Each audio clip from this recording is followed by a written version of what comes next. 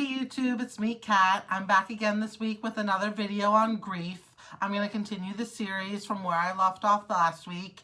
Today I'm going to be talking about the what ifs that I had and the what could have beens. That was one part of the grief process that I went through, is thinking about all that stuff. And then the second part that I want to go over this week is learning about the past and how adoption was and how it's changed or not changed up until now. So let me do my intro and then I'm going to recap a little bit and then we'll get on with the discussion, okay? So my name is Kat Davald. I'm a 47-year-old birth mom to my 31-year-old daughter, and we have been in reunion for a little over 3 years now. So what I did last week is I differentiated between adoption relinquishment grief and adoption reunion grief. And this is my grief. This is what I have been through. These are the feelings that I've had, and these are the stages that I've been through. You may be similar, and a lot of people are. Just in my birth mom groups, you know, I've heard about the same things, and, you know, when you first reunite, the feelings that come out. So I've been there and everything. And then some might have different types of reunions where you meet right away or whatever. But so this is my grief process. This is what I've been through so far. So I just want to recap the difference between the adoption relinquishment grief and the grief that I have been feeling since adoption reunion. So when I relinquished my daughter for adoption, the stages that I went through and that most people went through as well are initially denial, where, you know, everything's fine and it's honky-dory and everything like that, and anger. Anger was something that was with me until I reunited and I didn't realize it. Daydreaming, you know, you daydream about your child and everything. Depression, you know, lying in bed for days and crying, and, you know, especially around birthdays and holidays this time of year and everything.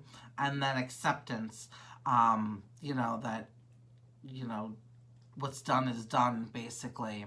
And these kind of all coincided with me throughout the whole time, the whole 28 years when I was apart from my daughter. So most of it, you know, took place all at once. So they weren't really stages for me. They were just all there. And, like, I never really accepted it. Like, I knew I was going to see my daughter again. So, you know, there was kind of, like, no acceptance. I mean, although I kind of went and I was like, all right,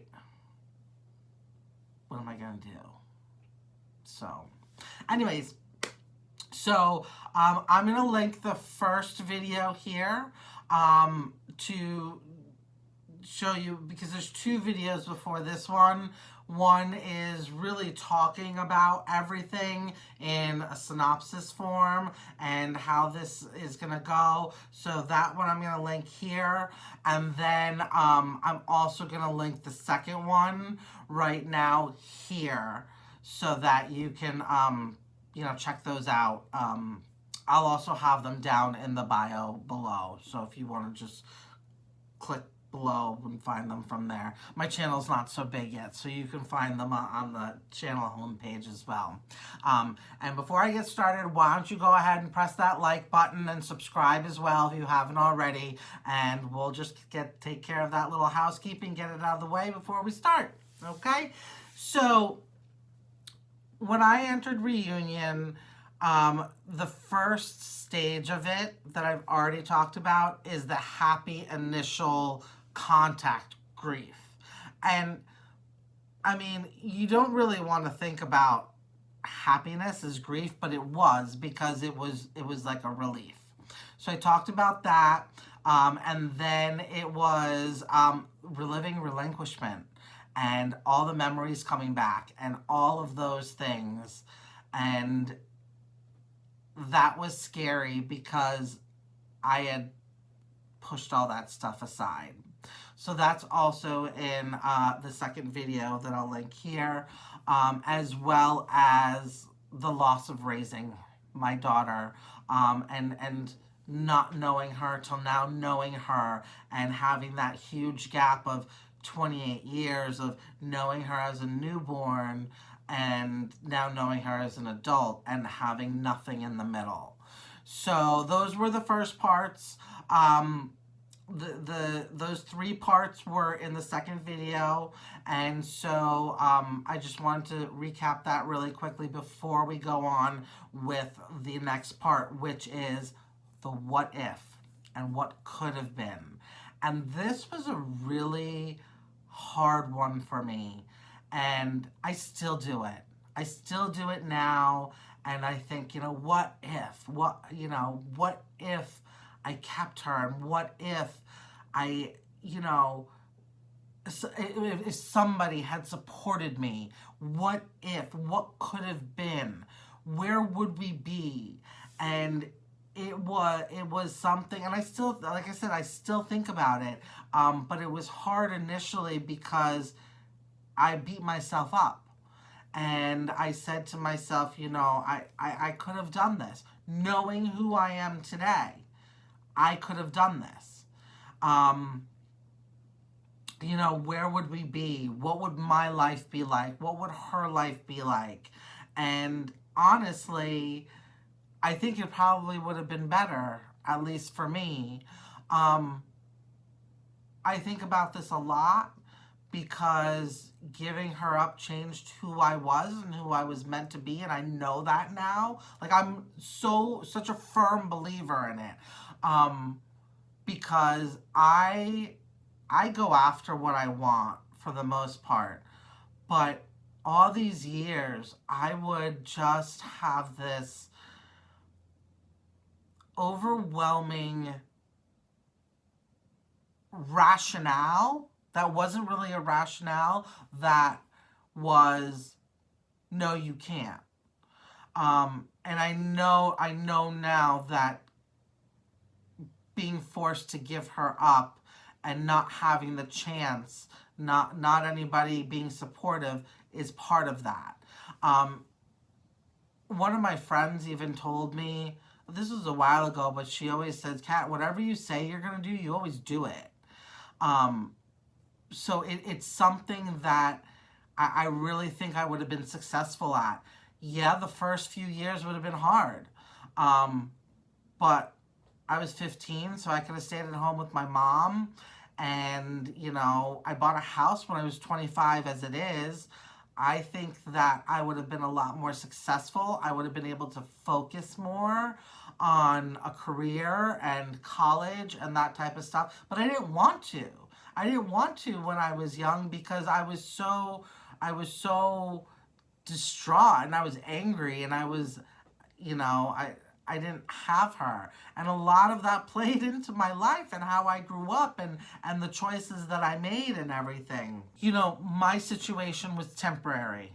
That's all it was. And this is what I say to a lot of expectant mothers who are thinking about adoption, and they say, well, I don't have anywhere to live right now, or, I don't have enough money or whatever.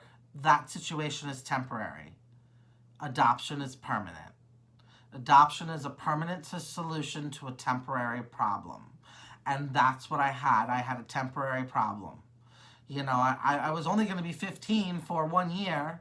I grew up. I could have taken care of her. I could have kept her. So, all the what ifs, those what ifs, they kill me. Because knowing who I am, knowing what I set out to do and what, it's like this channel, like, I am doing this. There is a reason that I'm doing this. There's a purpose for it, and I'm doing it.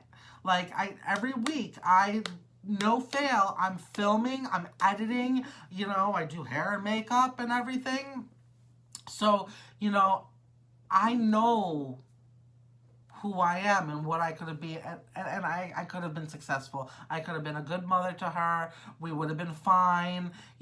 She would have probably been 5 years old when we moved out. I would have been 20. She would have been 5.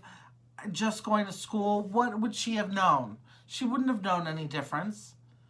You know, she wouldn't have known that, oh, mommy's too young, or, you know, she wouldn't have known that, oh, mommy doesn't have a lot of money. She wouldn't have known any of that.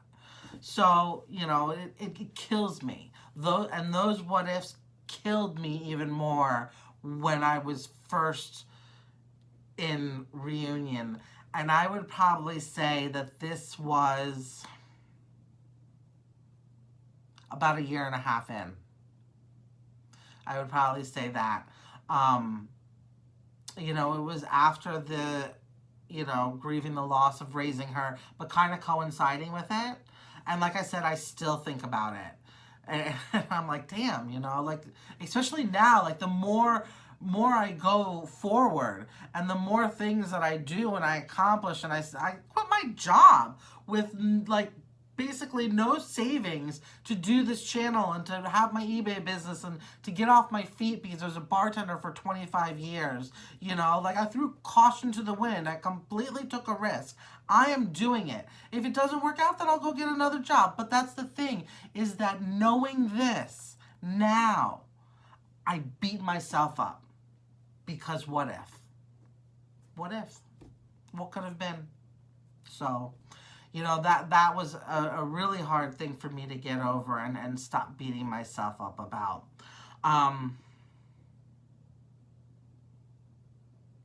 You know, because, you know, oh, everybody says, oh, well, school and blah, blah, blah. As it was, I dropped out. When I went back, I had such a horrible experience with those people at school, the kids as well as the teachers, as well as the deans and the staff, everybody. It was horrible. I remember how Staples was set up. I walked down the hall and over by the pool, because we had a pool. There were payphones on the wall, big brick brown wall, and the doors were here to go outside, and then the hallway was right here to go down to the pool. And I went there and I was bawling my eyes out, and I called my mother and I said, I'm walking home and I'm never coming back to this place. And it was my junior year, and I had like 2 more months left, and all she said was okay. Because I wasn't going to come back. There was no if, ands, or buts about it. And I think she knew, you know, it was having something to do with the whole adoption and everything. I mean, how could you not? So I dropped out. I dropped out, and then we figured it out. And I went to Wilton Night School. And the deal was I had to have a job during the day. So why couldn't I have done that with my daughter? You know, why couldn't anybody have said this, you know, that this was an option to keep, so that I could keep my daughter? Because as it was, I had to wait for my mother to come home to use her car to go to night school. So I could have been at home all day with my daughter, taking care of her, and then going to school at night, you know? So, you know, that was a thing. You know, I thought about that. Like, I mean, all this stuff happened, and even it didn't matter if I kept her or not. Like, it still happened this way. So those what ifs, you know, don't let yourself beat you up. I mean, you got to go through them. You got to deal with them, and you got to think about them and everything. But don't let them beat you up. I mean, it's easy to say, you know, something. Don't do this. Don't do that. But you know, it really is, it is what it is. I mean, at this point, you can't go back. And that's one of the things that I thought of was, there is no what if, you know, because it's how it is. So what am I supposed to do? I can't turn back time. So after the what ifs and the, you know, the loss of raising her and everything, I really started to try to learn. I wanted to learn about adoption. I wanted to learn about how to tread around my daughter, because I didn't want to say anything wrong. I didn't want to do anything wrong. I didn't want to make her feel uncomfortable. I didn't want to push her away. Like, that was my biggest fear, was doing or saying something that was going to make her hate me and this relationship would be over. So I needed to learn as much as I could. So I started reading, and I bought all kinds of different books and read all different kinds of blogs, and I scoured the internet and everything. And one of the things that I started to learn a lot about was the past and how adoption was, how adoption came to be here in the United States and all over the world too. I started to learn about all that kind of stuff. And I had never known. I had no clue. So now we're going to go on a little bit of a history lesson. I'm not going to go too far into everything, but there are people like me that don't know what went on in this country or Ireland or Australia or England or, you know, with transracial adoptees from Korea and China and Ethiopia and all over. I mean, the history of adoption is crazy. So, it's going to be a little spotty. I'm not going to do it in chronological order. I'm going to talk about probably from the most talked about to the least talked about, just because some of the things fall so far back in history that they're not talked about, but you should know about them. So the first biggest thing, and a lot of people in Reunion come from this era, and it's called the Baby Scoop era, or the BSE. Now, this was basically worldwide. It was a time where basically society deemed unwed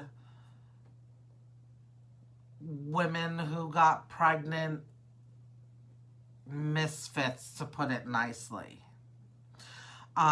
So the Baby Scoop era was basically from 1941 to 1973. It's not an about time frame, but that's what it was saying online as I did my research for this. So it entails the U.S., the U.K., New Zealand, Australia, Canada, Ireland, and a lot of these places have similar stories. So during this time, in this most of what I'm going to talk about right now is in the U.S., not in the other countries, but in the U.S. And during this time, 4 million adoptees were placed from 1941 to 1973.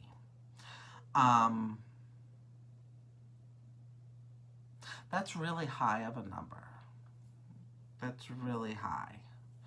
So basically it was unmarried young women and girls who had premarital sex and were found themselves pregnant, were generally sent away to maternity homes. The maternity homes were not nice places. The general view at the time was that separating mother and child by adoption was at the best interest for both. Okay. A girl's time at the maternity home was filled with shame and guilt and coercion and lies and social pressure. It was not a friendly environment. It wasn't a happy place. These people were treated cruelly. And like I said, this is a short little synopsis of everything. Once a girl went into labor, mother and baby were quickly separated after birth. Many mothers didn't get a chance to see their child, let alone hold them or feed them, or even know what their sex was. They didn't even know if they had a boy or a girl. Some nurses had pity, and they would, let them know you had a beautiful little baby girl or something. I couldn't imagine. So I have read about a wooden board that would be placed over a girl's stomach while she was in labor, so that she didn't even have the chance to get a glimpse of her baby. And then the baby was whisked away, and she wouldn't get any time or anything. Sorry. Sore subject for me. Mothers were then generally sent to a different ward, you know, than where all the other pregnant girls were, and then they were, you know, they recuperated, and then they were quickly discharged and sent home, and then boom, you forget about your baby. And we all know that that's virtually impossible.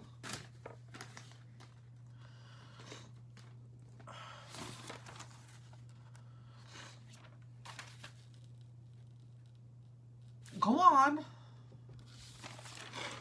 And we all know that that's virtually impossible.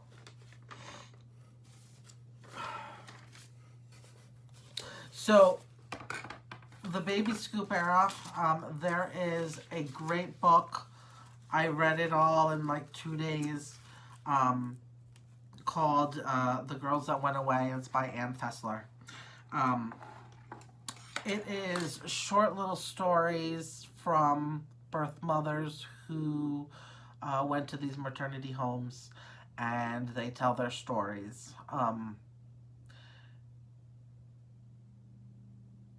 Although I wasn't part of the Baby Scoop era, there were so many similarities in my story that there were in the stories in this book, and from stories that I've heard from other women in my groups and everything like that.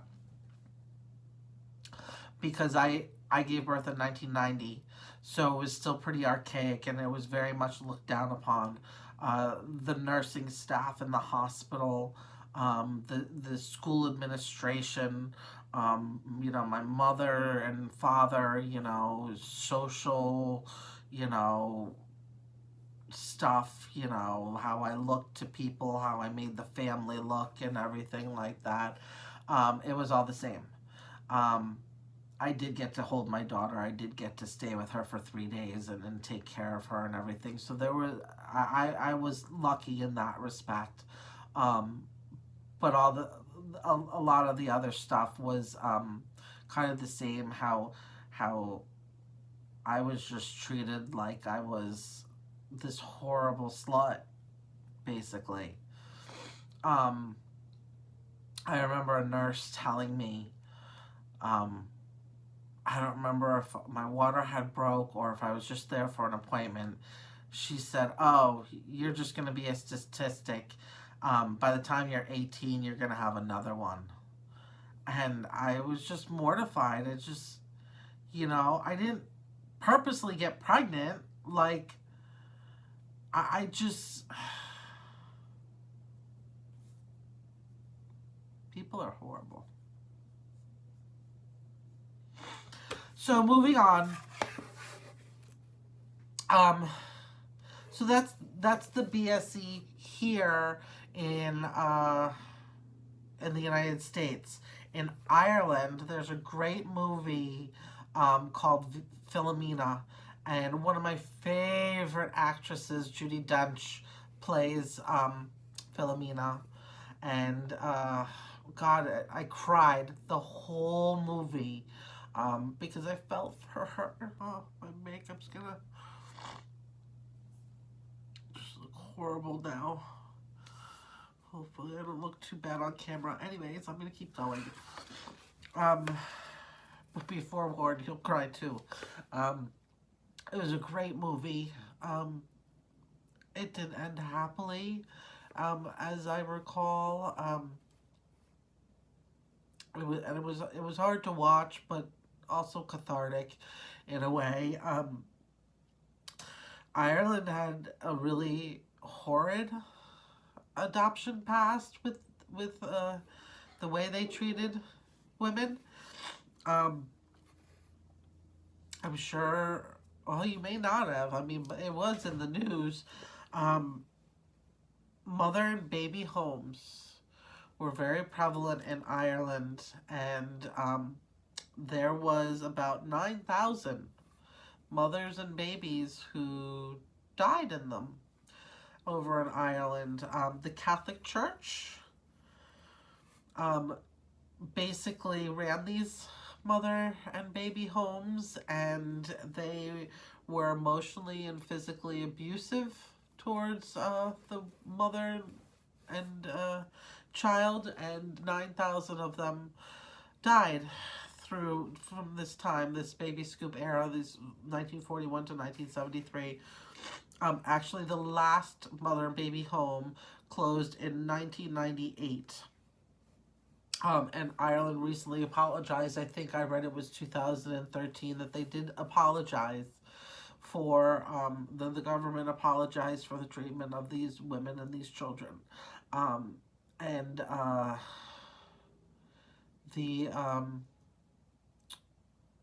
remember there being like a cemetery that they found. I think it was in Philomena.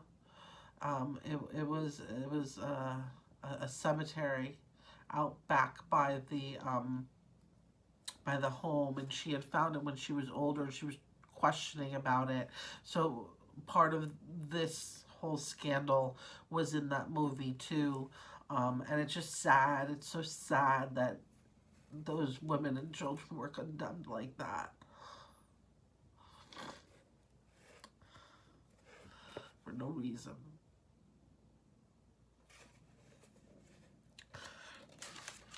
Australia as well. They also had horrors over there. They also experienced forced adoption during the baby scoop era, and their government actually recently apologized. I think it was this year in January, like this 2021. They're finally recognizing it. The U.S. will never apologize. I don't ever see that ever happening. I mean, as it is, only 10 states allow adult adoptees to get their original birth certificate. What kind of crap is that? Why? Why can't they have their original birth certificate? Why is it such a secret?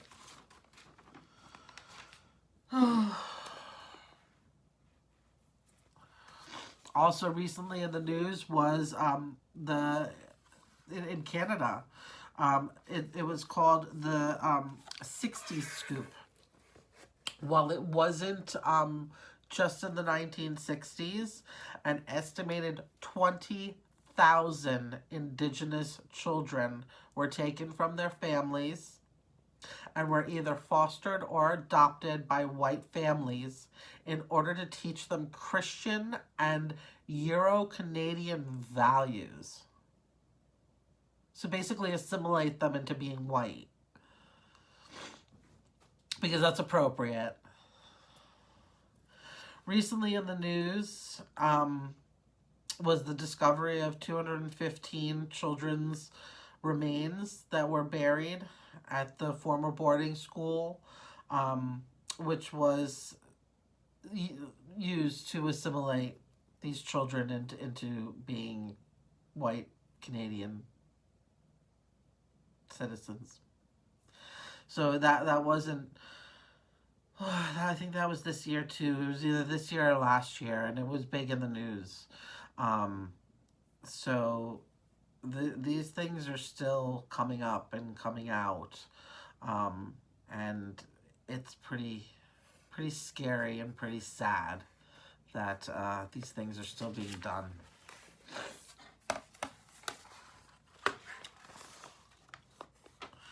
So another aspect of the past, and this wasn't too long ago. It still happens today, actually, but the peak of it was in 2005, is transracial adoption. There are tons of transracial adoptees from Korea and China and the Ukraine and Romania and Russia and Ethiopia and all over the world, Guatemala and all over. Um, this is a practice that started in 1948. 1948 was the first recorded transracial adoption. The popularity grew in the 70s and it peaked in 2005. Many countries at this point have either banned or there are significant rules that you have to go through. They significantly limit the amount of intercontinental adoptions that they allow. By 2015, transracial adoption had decreased by 72%. So, that's a lot. It's a lot. It's like, I think it was like 5,500 from China, which China was huge back in like the 2000s and stuff like that. It's something like 5,500, and half of those came to the U.S., and then the other half were in Europe and that type of stuff. I think I read Italy. Italy and Ireland, I think, were the big two. I know Italy. Don't hold me to Ireland. The damage had already been done, though. It's already been done to birth parents and adoptees. There's so many people that they don't fit into their homes. They don't, they feel a loss. They feel a sense of loss. They love their parents, but they still feel a sense of loss and displacement. Because they're a different race and you don't understand the same things. You don't have the same problems. One of the biggest things that fueled these children being given up for adoption is the lack of resources in their home countries. Some places had a limit on the amount of children birth parents could keep. And then there was a lot of kidnapping as well. A lot of trafficked children. I just read a story on Facebook. It popped up and I get the Korean Times. So, little side story about me. I am super, super, super big into Korean dramas and recently K-pop, so K-dramas and K-pop. So like Parasite and the Squid Game, yes, I watched them both. I am very much into Korean historical dramas, so I watch all that stuff. I'm kind of trying to learn Korean. I listen to BTS. I watch their show, so I'm super into Korea, and I love their food. So I'm kind of learning about that and everything. So I get the Korean Times, but one of the things that popped up on there was a child. He was from China. A child when he was 4 years old was kidnapped from his village and sold on the black market, and he was adopted by a white couple here in the U.S. and he was found via DNA. I don't remember the whole story exactly, but he was found via DNA and reunited with his parents. But at 14, I think it was 14 years later, so he was 18. So he told his biological parents, "I'm sorry, I'm going back with them because they're my parents. They're who raised me." So could you imagine? I mean, these people didn't even willingly give up their child. He was kidnapped. He was kidnapped and sold on the black market. So that's a whole other issue, though. But it still happens, and it happens a lot. So that was very sad. And then there was another story about a Korean young man. He was the child of two adoptees who were born in Korea, raised in the Netherlands. And so he was the child of these two adoptees. And he never felt at home in the Netherlands. And he went back to Korea. I'm going to link the story below because I saved that one, definitely. And he went back to Korea with his parents. They went there to live because they wanted to assimilate back into their culture. But they were shunned by the Koreans because they didn't have the culture. They didn't grow up with the culture, so they did funny things, and the Koreans never accepted them. And I mean, it's just a mess. So their parents' adoption also screwed up their kid because the kid he said he felt so at home in Korea, but then he was shunned by society because he didn't act the same and he didn't have Korean tendencies and everything. So, I mean, and I get the feeling of being someplace and feeling like home, because I don't feel at home in the U.S. I'm not like, woo, USA, and don't hate me for that. But when I go to Hungary, it's something, I don't know, it's something, I just feel so comfortable there. And I just feel like, I could stay here forever. And I've never felt like that really before. But I feel like oh man, this is like someplace that I really feel comfortable. My whole family's from there. Everybody, both sides. So it's, so I get it. And so that's transracial adoptees. And then we have Georgia Tann. Oh, Georgia Tann. This beast of a woman. So she was a very famous American child trafficker who operated Tennessee's Children's Home. Which was an adoption agency in Memphis. She stole children. She coerced mothers into giving up their children to her under the false pretenses that they'll get them back. Like it was a fostering type thing, and then but she adopted them out. Like I read one story where she drove down the road coercing little cute little kids to come into her car and then taking them away and adopting them out for money. She was a beast of a woman. She operated from the 1920s to the 1950s. And many of her adoption practices are still being used today, like the coercion from the agencies. They don't tell us everything. They don't tell you that your open adoption isn't legally binding. They don't tell young mothers that. They say, oh yeah, you can do open adoption. You can always be in contact with your baby. But what they don't tell you is that you will have no recourse because open adoptions aren't legally binding in the U.S. There's no state that really legally looks at that. The adoptive parents have all the power. Like, boom. They can close the door whenever they want, and it happens all the time. In my birth mother group, I'm reading these stories, and just today, there's one girl, you guys all told me, don't do it, and, these people told me I was like family, but once she gave birth and she gave them that baby, they stopped talking to her.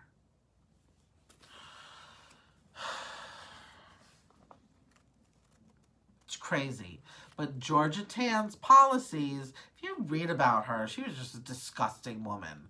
All of her policies, a lot of them still used today.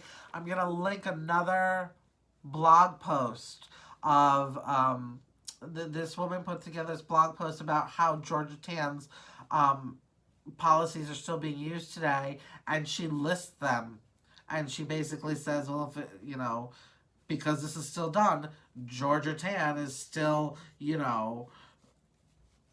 she's still winning the game, basically. Then we have Orphan Trains.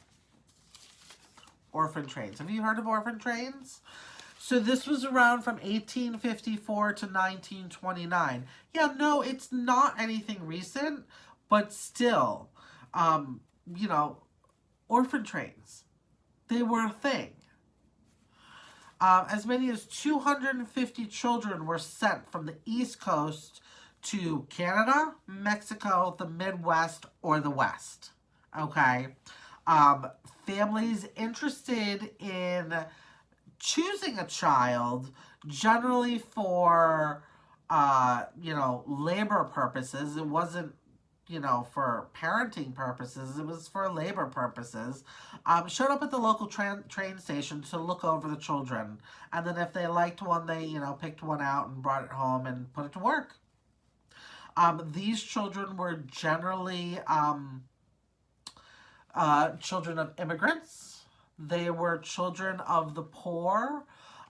They were, wanted and loved, and they wanted, their parents wanted to keep them, but they couldn't afford to. And they were told, they told these people who were purchasing them for hard labor that they were abandoned, homeless, or orphaned children. So, that was part of the sickeningness. There was a man that started that whole thing, which I don't remember what his name was. I didn't write it down, but yeah, that was a thing for, God, what, 70 years? 1854 to 1929? It's ridiculous. So prior to 1851, adoption was more like fostering, where children were sent to people's homes to learn a trade, or apprentice, or learn academia. Adoption was shunned. It was like, no, I don't want your child. Like, oh, I don't, that's not something, like, adoption you would keep secret back then. Like, it was not something that was, like, yay, let's adopt and collect these children. So it was for a reason like that. It was to teach them so that they had a skill, going forward in life, and then they can make something of themselves. And sometimes it was charitable support, while the parents got, a little something together and were able to, get themselves together and create a little bit of a life for them. It was never legal separation. It wasn't changing names. It wasn't changing birth certificates. It was nothing like that. There was no separation of family heritage or culture or anything like that. So adoption really started to change after this. 1851 till today is basically how we know adoption, of, the coercion and the trafficking and the kidnapping and all the things, bad things that go on with the adoption. Are there ethical adoptions? I don't know. I'd really like to say no, because the minute you change a child's birth certificate, and you change their name and you cover up what their initial name was and completely change it into something else, I think that becomes unethical. If you're simply adopting a child for the child's benefit and to love the child, what difference does the name make? What difference is the heritage? Why not keep them in contact with their birth parents? That's a whole nother story, though.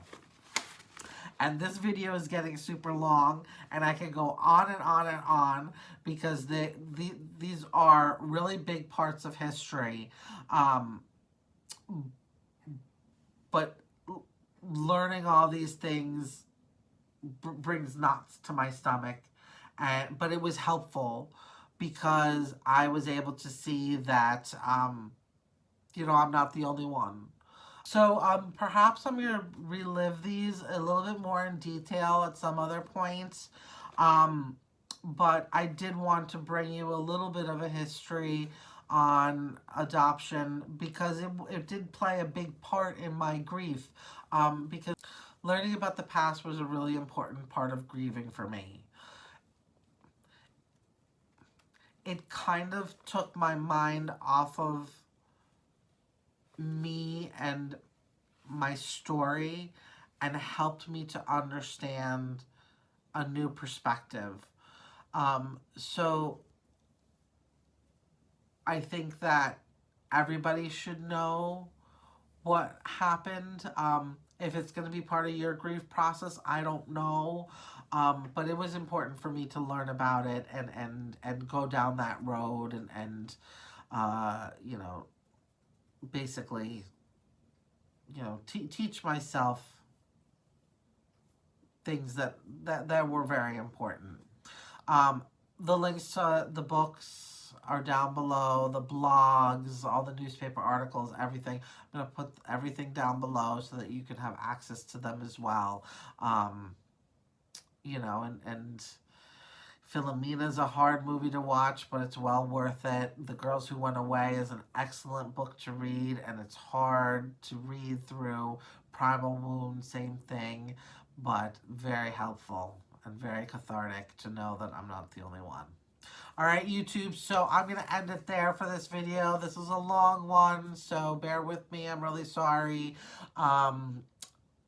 Subscribe, like, share, and I will see you in the next video. Okay? Thanks so much. Bye-bye.